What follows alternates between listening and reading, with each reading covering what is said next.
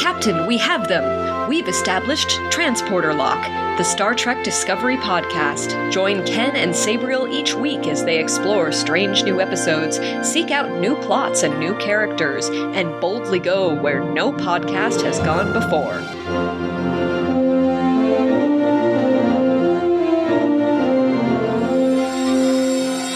Hello and welcome to Transporter Lock episode number 104 for Saturday, April 16th, 2022. I'm your co-host, Chief Engineer Ken Gagne, and joining me is Commodore Mark Thompson. Hello, Mark. Hello again. How are you doing today? I am great. It's good to have you back on the show. You were just here last month on March 14th to talk about Picard Season 2, Episode 2, Penance, and now you're back to talk about Picard Season 2, Episode 7, Monsters. A lot has happened between now and then. You mean for us or in Picard? I'd have to say both. Yeah. Yeah. Anything going on with you want to share? With me, I am on my spring break, and so I'm enjoying a little bit of time outside the classroom and visiting my family here in Houston. Ah, fantastic. Now, I was just in Chicago recently, which is where you and I got to catch up, and then we recorded that episode while I was in Chicago. I'm now in Laconia, New Hampshire, home to the world's largest video game arcade, which is why I'm here, to play every single game that I can. And our dear friend Sabriel is incommunicado this week. She is off on an away mission, very secretive, no hailing frequencies. But she will be back next week. And this is a planned temporary departure, which is why we have such a fantastic substitute co-host today. So, Mark, thank you for joining me. Thank you very much for having me. Yeah, so like I said, we're here to talk about Picard. We'll dive right into it. No introduction is needed for either of us because you were just on the show recently, and people who have been listening to Picard Season 2 are well familiar with your dulcet tones. So, Monsters, a lot happened this week. Overall impressions, did you like this episode, Mark? I really thought I was not going to like this episode at the start. It took me about 10 or 15 minutes to kind of get acclimated to what was going on. And then to kind of really appreciate where it was going. I really liked where it ended up. I'd say overall, I enjoyed it. Why did you think you would not enjoy it? It felt like we were going backwards right at the beginning. I was kind of confused by being in Picard's ready room, either from, I guess, maybe Stargazer ready room. I'm not sure. It was mentioned later in the episode that it was his ready room. And then speaking to someone I wasn't familiar with, except that I had seen the face before, and it took me quite a while to realize that I was most familiar with him from 12 Monkeys and from Battlestar Galactica. And then to find out later on that he was his father. But I guess I just spilled a whole bunch of stuff there. But no, being in that close environment and not really sure who this person was, I think kind of took me out of the moment. And it wasn't until we started bringing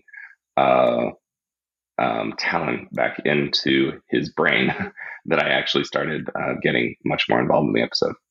Yeah, there were certainly some parts of the script this week that I liked a lot more than others. Not necessarily actors, but just parts of the script. Like, as you just said, when he opens with the conversation with the psychiatrist, I found the dialogue there to be very disjointed. Like at one point, the psychiatrist says, "I was told that you were stubborn," and Picard gets unreasonably upset. "You've been talking to other people about me?"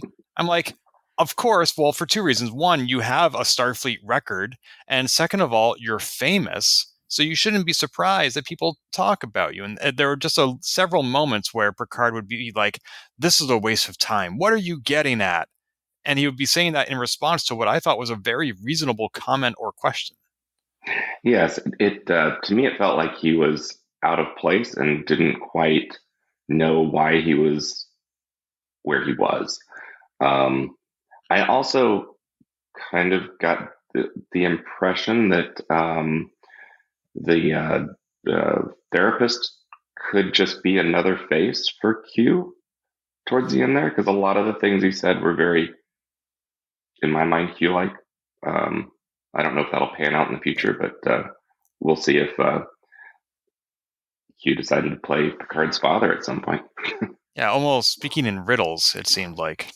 Yes. When that psychiatrist first showed up, I too was trying to figure out who he was, and I thought, was there a missed opportunity here for them to use a familiar face like Dr. Bashir or Dr. Culber? And when I finally realized, oh, it's supposed to be his father, I was like, no, they should not have used somebody familiar. But Right. just the hairstyle at first made me wonder: is that Bashir? He's wearing like the right colors. He's got the right do. He's got the right scruff.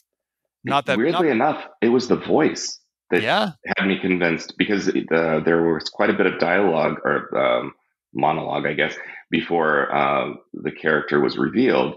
And so at first I thought, is that Bashir? And then when I saw his hair, I was like, is that Bashir? but that's not a form of medicine that Bashir has traditionally been known to practice. Right, it isn't. Oh. And I also part of how Picard responded and the way that the character was talking back to him, or the therapist was talking back to him, it seemed like maybe this was also a hologram or holographic doctor of sorts. It was very disorienting. It certainly seemed very Inception-like. Like when Talon went into his brain, she went not into the dream, but into the story being told in the dream. Right.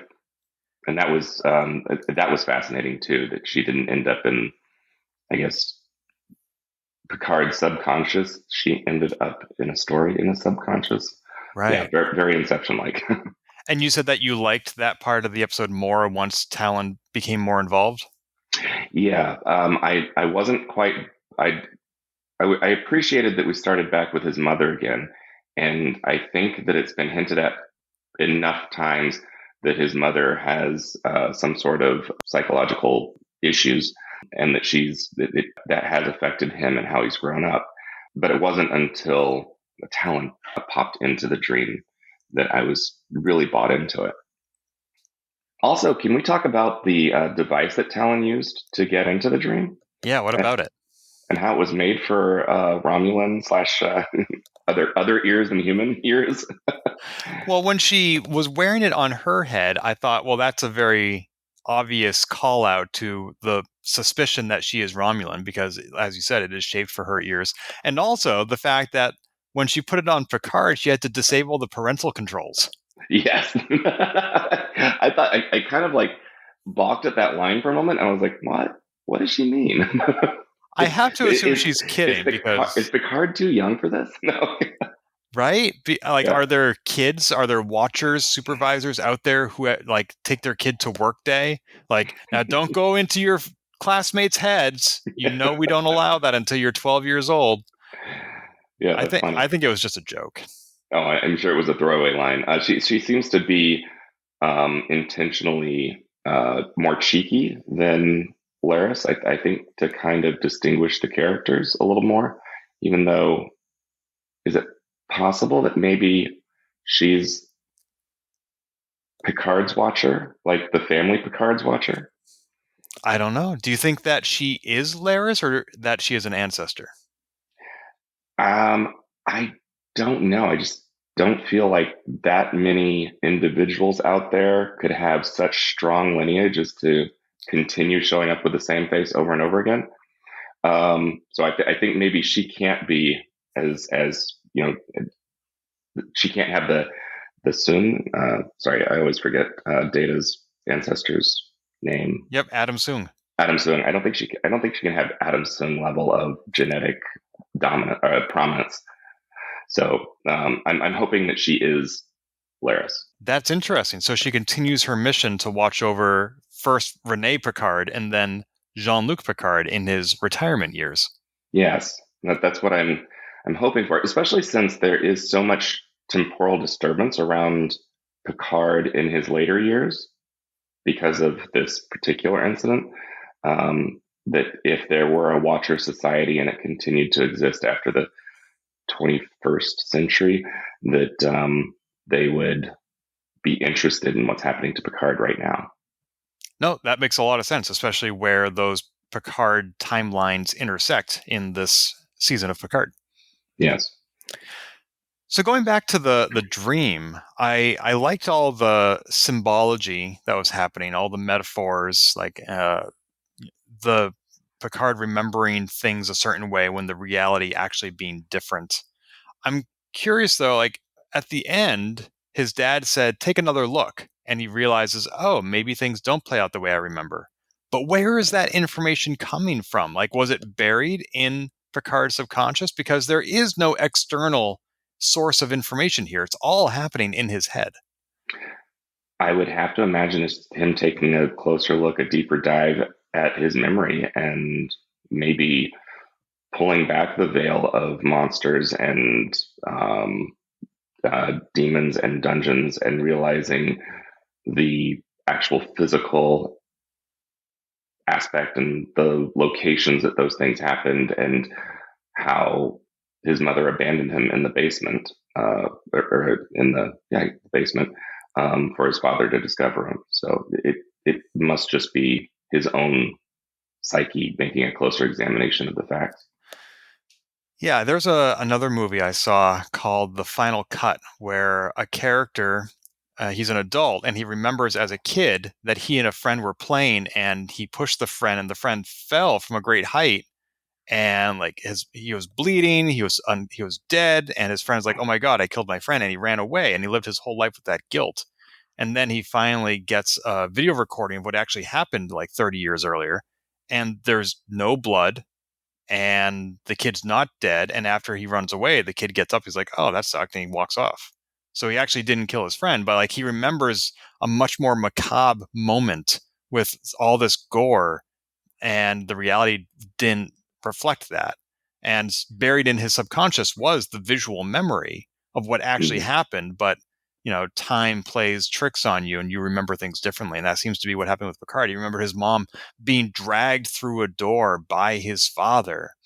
And the reality was his mom had, as you said, some mental health challenges. Yes.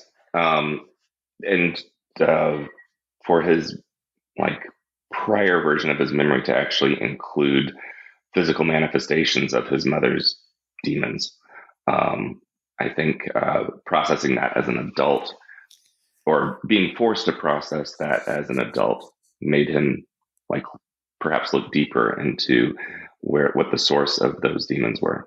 Mm. Although it does seem like there are a couple of unfortunate patterns here. One is people in Star Trek not being willing to get mental health help. Like Yes. in this case, not only was Picard belligerent to a psychiatrist, but his mom was unwilling to get help. His dad said "Oh, the only thing we could do for her was lock her away behind this white door." Like, it's the 23rd or 24th century. You have doctors, you have medicine. You can't help somebody? You have gamma wave improvers, or like neural oscillators. yes. Come on. It is kind of surprising, especially the way they're able to develop or to deliver medications for when people are in physical pain. You'd think they'd be able to do the same thing for the brain. Right. And especially in season 2 of Picard, they are portraying the Picard family as having a history of mental health issues among the women in the family, and not really being able to do much about it either. Except to talk them down from the ledge. Right. In the case of Renee Picard, anyways, it appeared that that Captain Picard was able to talk her down from her anxiety, and until he got hit by a Tesla. Right. And I'm still kind of curious as to whether that was intentional or because they wanted to make it seem like the near future. But yeah. Well, I mean, I can't imagine a member of the Soong family driving a Volkswagen Beetle. True. Very true. But yeah, so that a lot of interesting developments from exploring Picard's youth, and really, I think that helped him connect to Talon in a way that he hadn't yet. That they really became a lot closer. Yeah, she went into his mind without his permission, and he seemed okay with that. He wasn't, he's angry at the psychiatrist for talking about him behind his back, but not angry at Talon for going into his subconscious. That level of invasion is okay.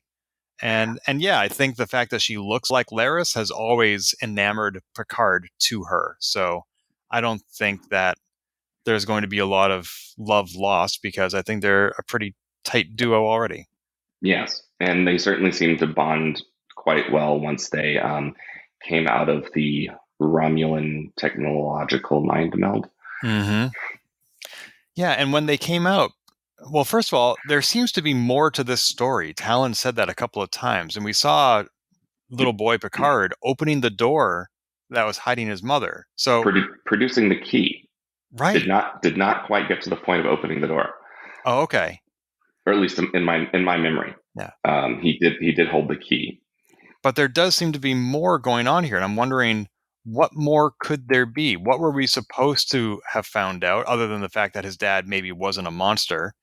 And did Picard make a mistake as a kid? Like, did he open the door to let his mom out, and that's it?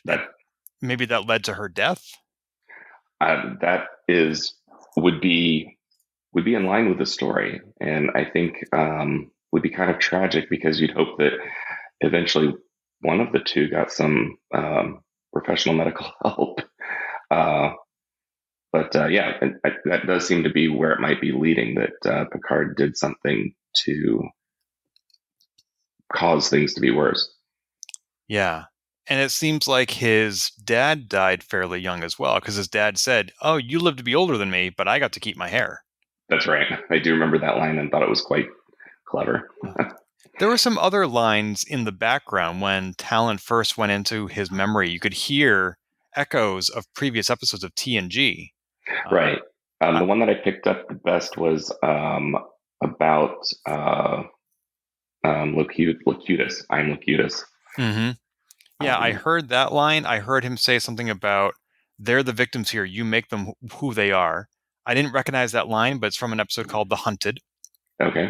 And then I also heard Picard saying, he was screaming, "There are," and I knew that the rest had to be 4 lights, which is from Chain of Command. Right. And so those are at least 3 of the episodes that they pulled audio from for that. I don't know how they chose that. I don't know why adult Picard was screaming in little boy Picard's memories, but I thought it was a sort of a terrifying introduction for Talon to walk into, and it seemed appropriate in that respect.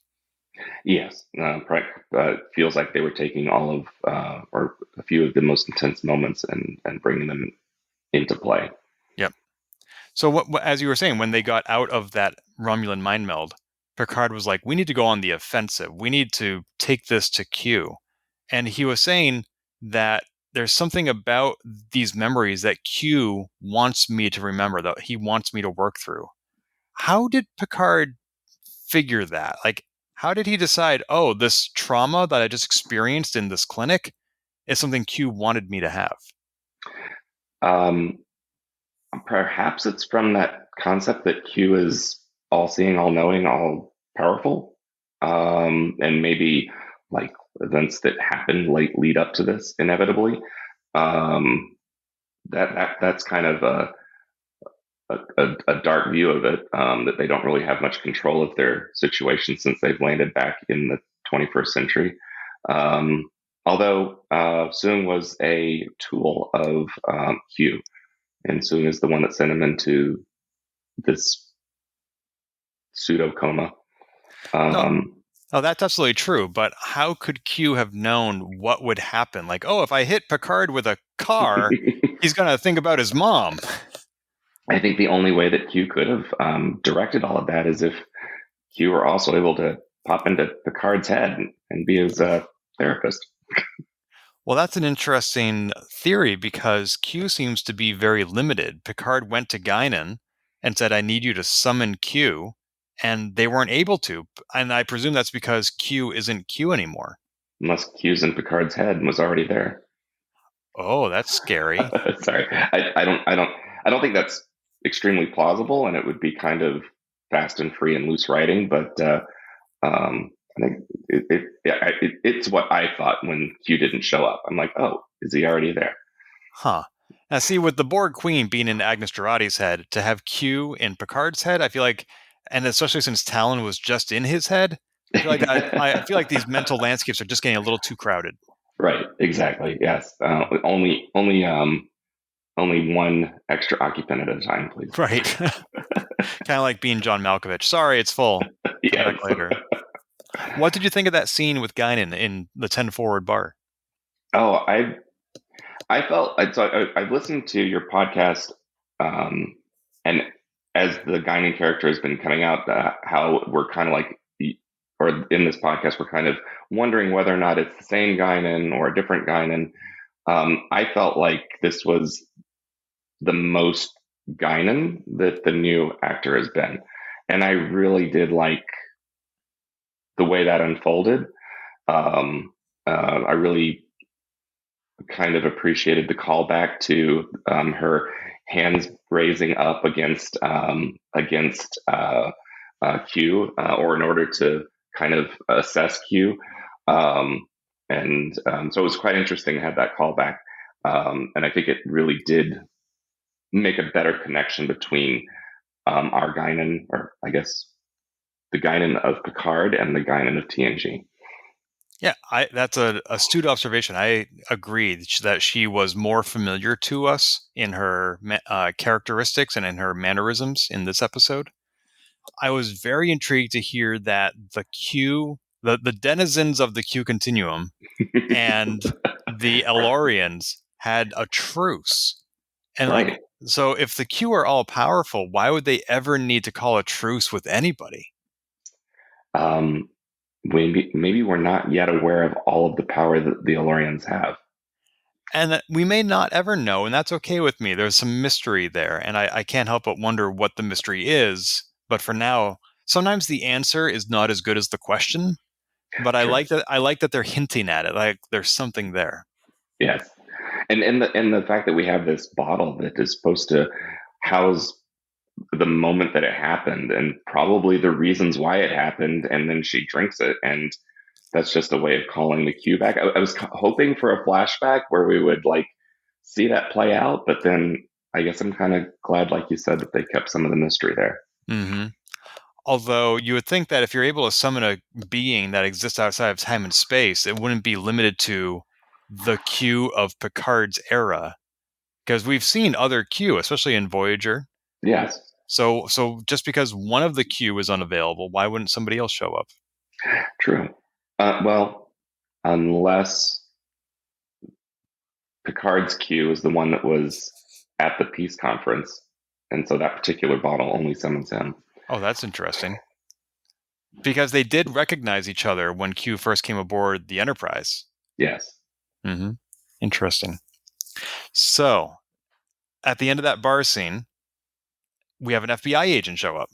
Right. Which we've had FBI agents show up in Star Trek before. Mm-hmm. I can't remember exactly when, but I can't remember when. But has this actor been in Star Trek before? That's a good question. Why do you ask? He just looks really familiar. So I didn't recognize him, but I found out online that he was in an episode of Star Trek Voyager called Relativity, where Seven of Nine was bouncing around time trying to stop Admiral Braxton from blowing up Voyager. Oh, okay. So she was temporarily a temporal agent of Starfleet of the 29th century. Right. And that's the actor that recruited her? So this actor was Lieutenant Duquesne of the USS Relativity.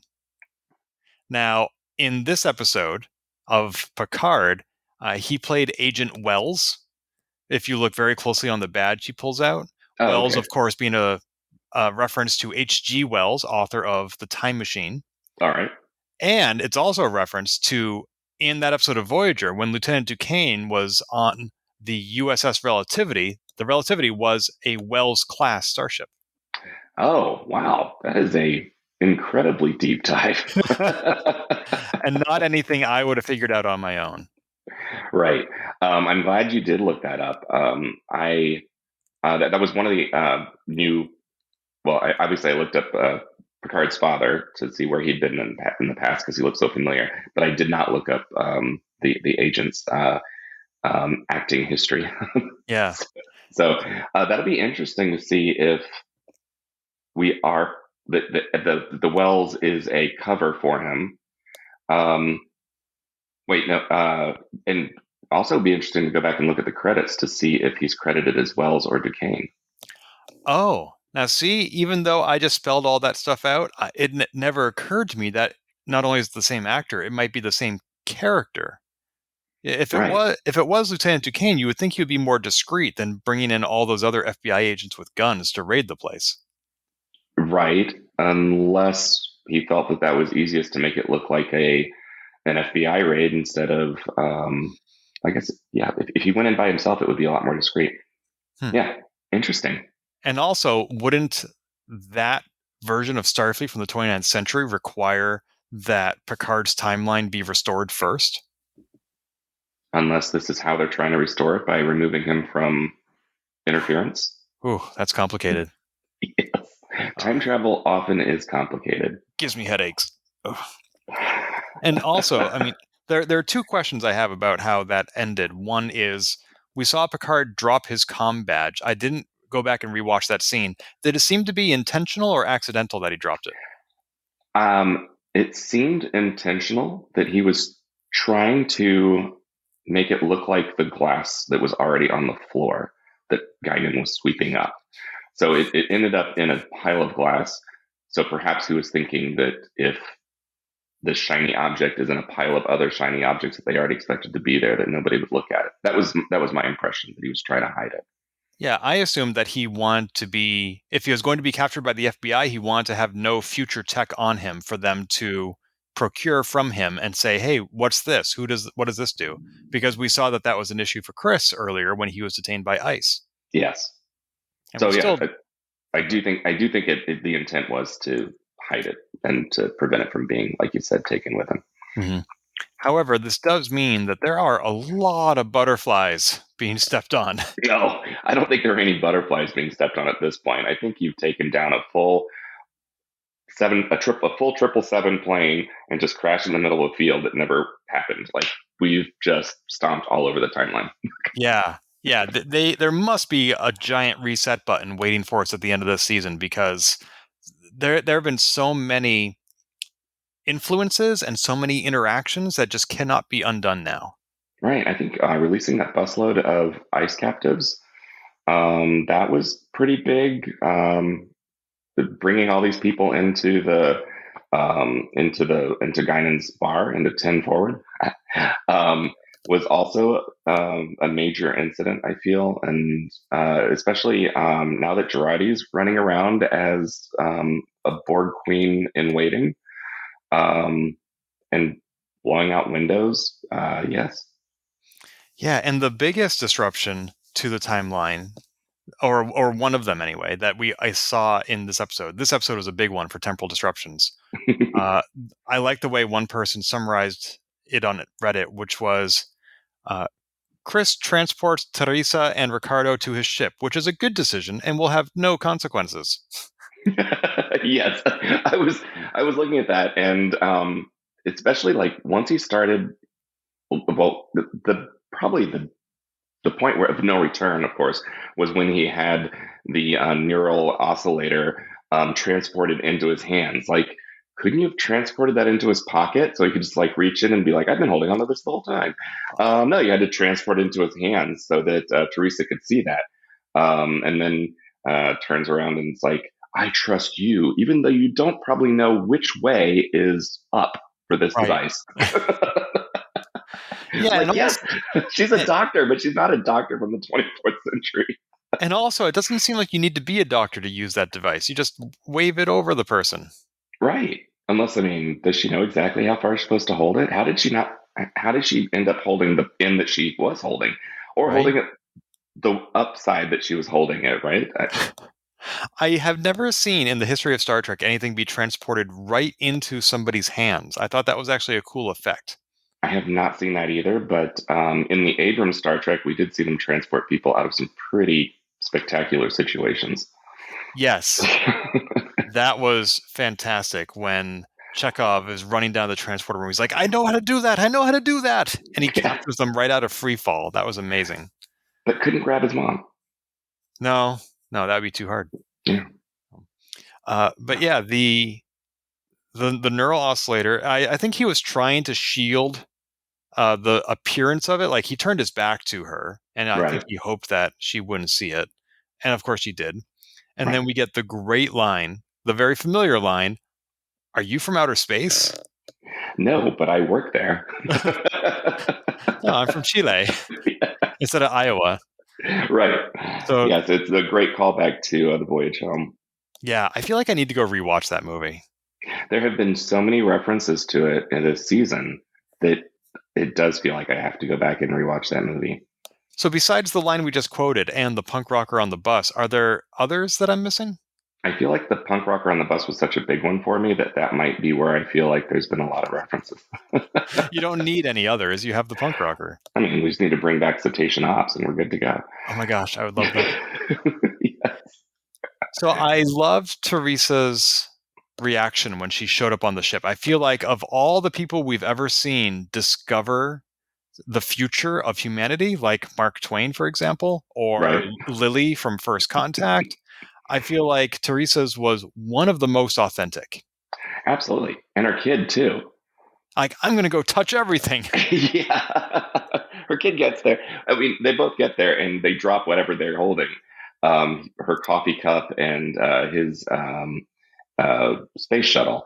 And then, yes, he is able to, the plasticity of a child's mind allows him to like process it way faster than her. And yet, you're absolutely right. Go touch everything. I think that would be most people's reaction once they caught up like Teresa did. But yeah, her just standing there in utter shock and amazement. I think that would be the appropriate adult reaction. But I have to wonder what Chris is thinking. Like, this can't be a long-term strategy? What does he think that they're just going to go back to being doctors at that clinic and they're going to forget that this future ever happened? Or does he plan to take them with him to the future, or is he going to stay there? This is getting very complicated, and it's going back to that stomping over all of the field of butterflies that we were talking about earlier. Yeah, I guess once she was able to literally lean over and around his shoulder to look at that neural oscillator being dropped into his hands, then I guess he figured it's all, what's done is done.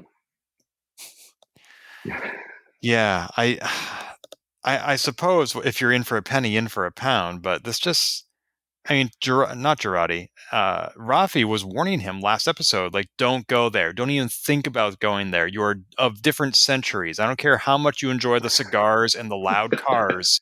You can't stay here. Yeah. And I think he is going to stay there. But also, if you think about what life was like 400 years ago and how utterly unsanitary and revolting it would be to actually be in those situations, I can't imagine how somebody from 25 whatever would pop back into 2024 and be like, oh yeah, I'd like to live among this swine. Right? Yeah. And also, we saw in the season premiere that he is now captain of the Stargazer. He's gotten Right. back into Starfleet. His career is back on track. So after having just done this complete turnaround of being a ruffian and scoundrel to being a Starfleet captain, he's now going to give that up and just be a 21st century homebody? Right. Well, I'm sure he's got some skills that he could parlay into some kind of job with the right resume. But without affecting the timeline? Oh, yeah. Because, right. Speaking of not affecting the timeline, did we officially decide that we're going to give up on cloaking his ship? Why do you say that? Because they did an establishing shot as they were coming back to the ship, and they just showed the outside of it like plain as day with, I mean, it was at night, but with no cloak on it. Oh, I didn't even notice that. Yeah, I was thinking, oh, so we're not doing the cloaking thing anymore? It was actually with Rafi and I believe it was with Rafi and Seven's conversation that we saw the establishing shot on the outside of the ship. But whether it's Rafi and Seven in the ship or later Chris and his friends, we never see the Borg Queen. There should be still a shotgun shot corpse hanging from the ceiling. Well, actually, you're right. And that should be the first thing that Teresa and her son see because they're facing that direction. Right. When they get beamed in. So it shouldn't be like, let's play around. This should be like, oh my gosh, you have a half of a dead woman hanging from the wall over there. Right. Like, think about that as an image. That's not a good first impression. No, it's not. So somebody must have cleaned it up when we weren't looking. Yeah, and nobody is concerned because Rafi and Seven now know that Girardi is infected by the Borg. Right. You would think that they would go back and like check on the Borg Queen and be like, is she really dead? Is she remotely controlling Agnes? Is there anything here we can use to our advantage to determine what her last thoughts were and what her motivation is? I would just have to imagine that they have removed her and they put her in some safe storage. Right next to Elnor. Right next to, probably in the same container as Elnar. We just have a row for each member of the cast. Like, all right, Picard, when you die, we're going to put you in this drawer. It's like Seven, here one for Elnor. It's like buying plots of cemeteries with your family. Oh my gosh, that's so heartwarming. Yeah.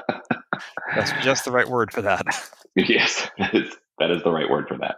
But no, I would have to assume that based on at least Teresa's child's reaction, that there is no dead woman hanging on that wall.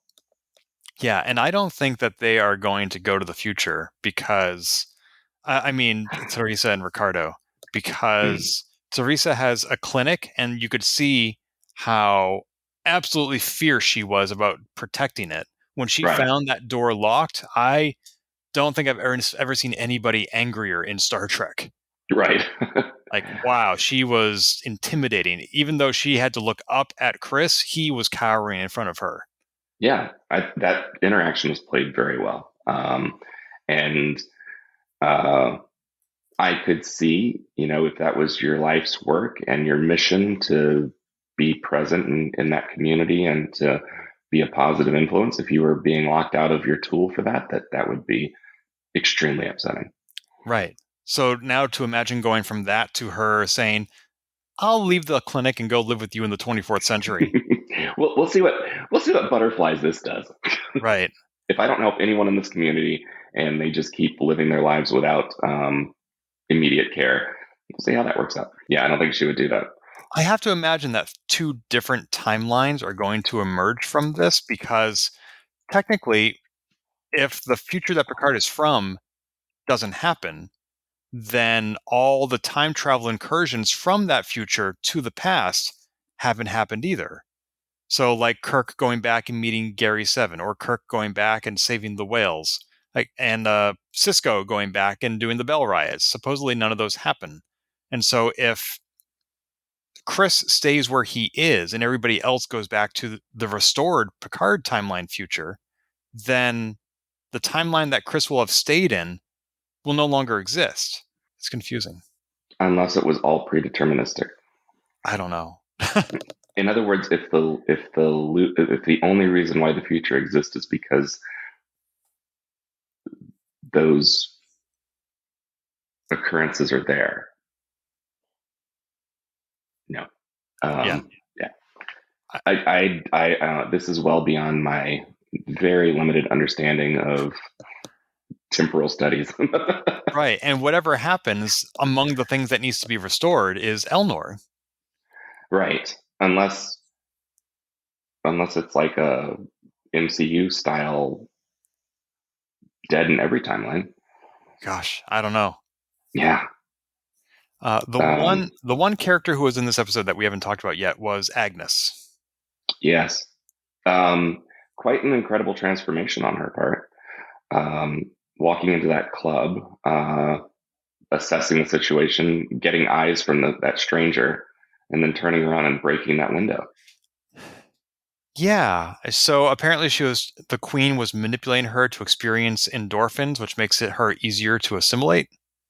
So my impression was the Queen was already in control, but the breaking that glass or causing that kind of violence in that response was supposed to get an endorphin release from Girardi's body. According to Seven, it sounded like so that the nanites, are they called nanites? Mm-hmm. The nanites would replicate faster. And so that she would get to the point where she could start assimilating others. Which is weird to me because breaking glass doesn't cause an endorphin rush for me. I haven't done it often enough to find out. So yes, maybe it was getting the reaction from her audience was where the endorphin rush came in, because that would be very much a performative thing, I guess. But you also have to wonder, what were the repercussions? Like, did anybody in the bar call the cops? I don't know. People get away with a lot of stuff in this version of the 21st century. So I'm wondering where exactly, how effective are our law enforcement officers in this alternate 2024? Well, that's actually something we forgot to bring up, which was I suspect, going back to Agent Duquesne or Wells arresting Picard, I suspect that they made the connection between how Picard appeared in that alley with how Rafi and Seven disappeared from that cop cruiser they stole. Oh, that's true. Yeah. If there were, there should be, yeah, there'd be dash cam footage of the two of them disappearing, or at least body cam footage from the other officer. Right. So yeah, they should be able to, assuming those visual effects are in the reels instead of just for the viewer audience. Yeah, that they should very much be able to connect those two things. Yeah. So that's why I imagine they are arresting Picard as opposed to just bringing him in for questioning or something. I don't know. I don't know. I feel like that would be a normal law enforcement reaction, is to immediately arrest somebody who appears out of thin air. Okay, fair. Yeah, I can see that. They're like, they could be anywhere, anytime they want. Also, you would feel like it would be futile to try to arrest somebody who can appear and disappear out of thin air. Well, that's true, because if the La Serena is sufficiently repaired, and if these FBI agents already know about teleportation technology, then instead of dropping his comm badge, Picard should have just tapped it and said 2 to beam out. Exactly. Yeah. Although, does he know that? Yeah, he already knows that Raffi and Seven beamed out of that squad car. So, yeah. Again, we've already stomped all over the timeline. Anyways, let's just go ahead and transport a few more people here and there. Right. Going back to the bar that Agnes was in, something else that I did not realize when I saw it, but which I discovered later online. So when Agnes walks in, there is a band playing. And I had joked at the end of last week's podcast that this week I want to see the Borg Queen and Agnes going around the city, just going from karaoke bar to karaoke bar. And if endorphins are what she needs to assimilate faster, I really thought she was going to go up on stage and start singing just like she did last week. Right. Which was beautiful, by the way. The singing in that bar, or the last week? Well, both actually. I was really impressed last week because I was not expecting that out of Girardi's character. But I suspect I know where you're going with this week's bar, and I did really enjoy this lounge singer's act as well. Where am I going with this lounge singer? I believe that I read somewhere that this lounge singer is Patrick Stewart's wife. That's in correct. Real life. That's correct. So that is Sunny Ozell is her name, and that was her actual band, and they were singing the song Take You Down from their last album called Overnight Low. So Patrick Stewart and Sunny Ozell rarely allow their personal lives to intersect on a professional level. Mm-hmm. But when Picard saw the script for this episode, he said, you know what?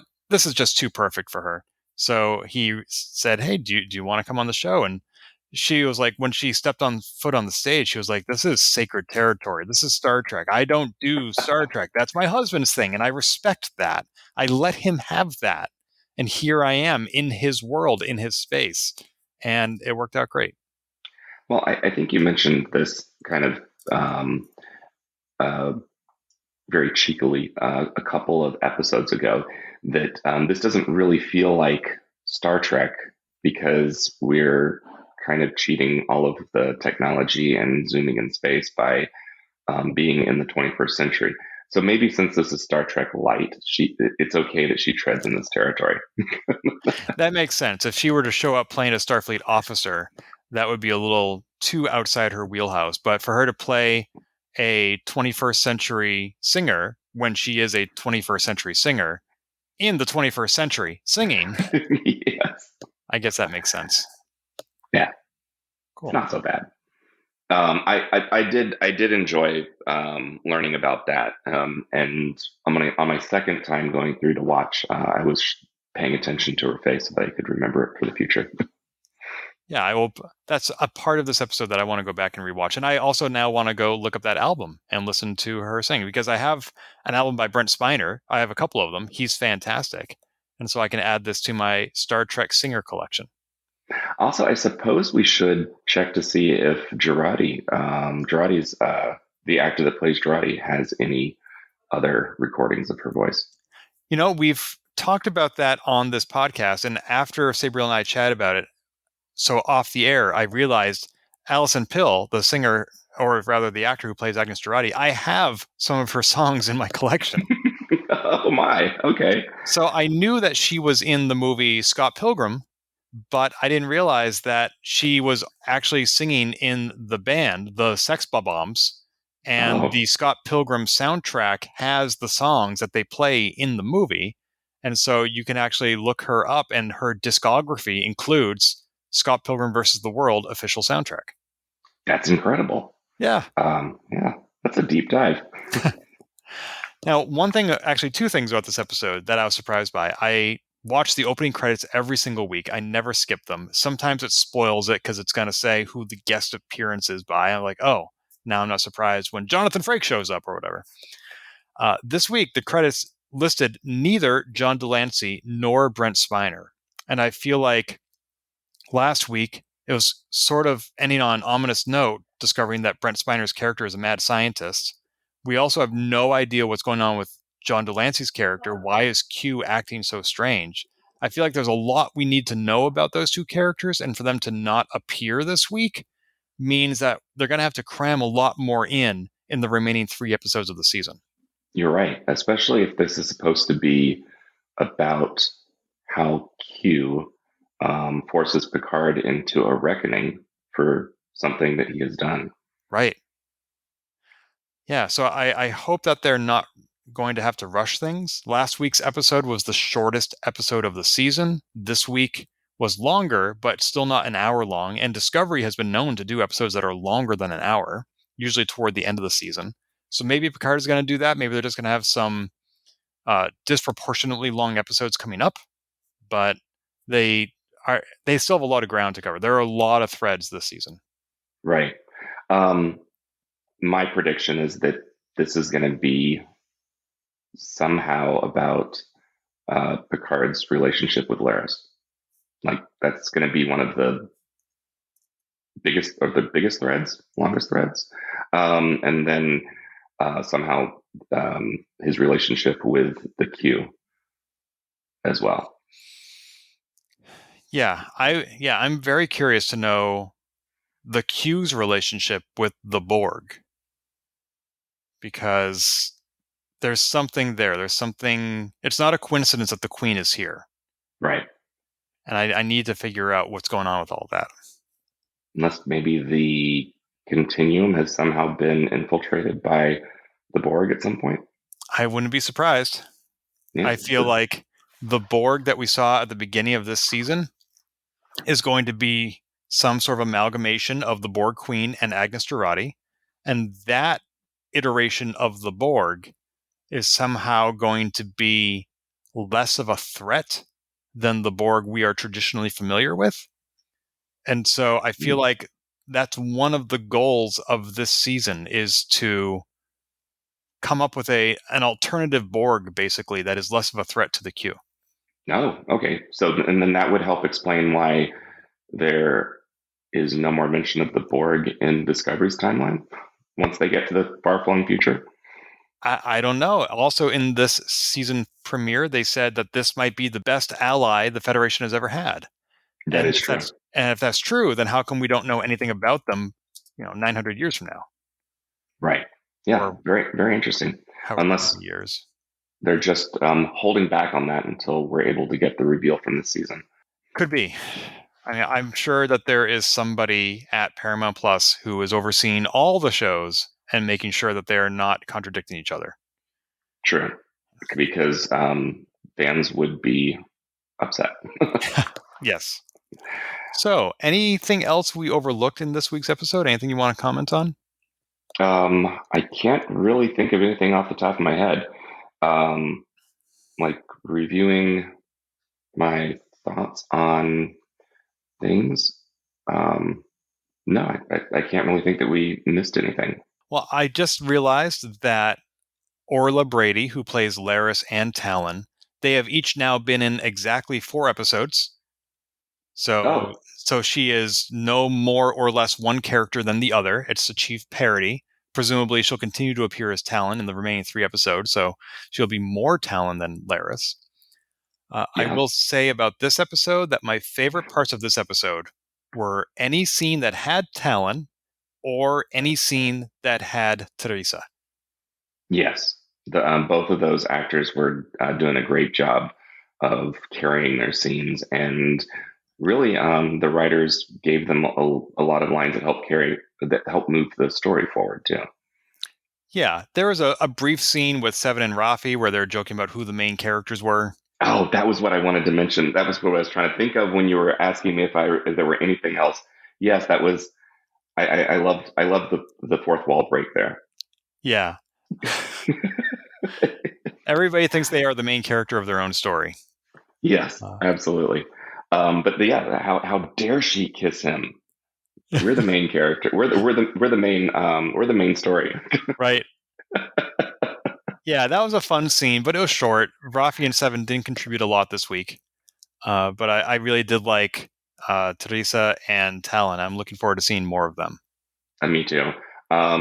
Speaking of Rafi and Seven, I did like the coffee line where Rafi was saying, "You don't do anything without your coffee, and yet you haven't touched your coffee all day." I did find it interesting that Seven recognized the Borg encryption, because this would have been encryption codes used 20 years ago by the Borg in a different timeline. Right. Yes. And like they don't cycle their codes. That's really poor security. Well, they don't cycle their codes as frequently as they cycle their shield technology. Clearly, they have to modulate those frequencies. Yes. So, Mark, remind our listeners, is there anywhere online that they can follow you? Actually, I have very little online presence, except I am at Instagram, on Instagram rather. It's Rugger_Daddy. Awesome. We will include a link to that in the show notes at transporterlock.com. Well, Commodore Mark, thank you so much for filling in this week. It's been great chatting with you again. Thank you so much for having me again. It was a pleasure being here. If you've enjoyed this episode, please leave a review on iTunes and keep your hailing frequencies open by following us on Twitter at TransporterLock or subscribing to our podcast and email newsletter at transporterlock.com.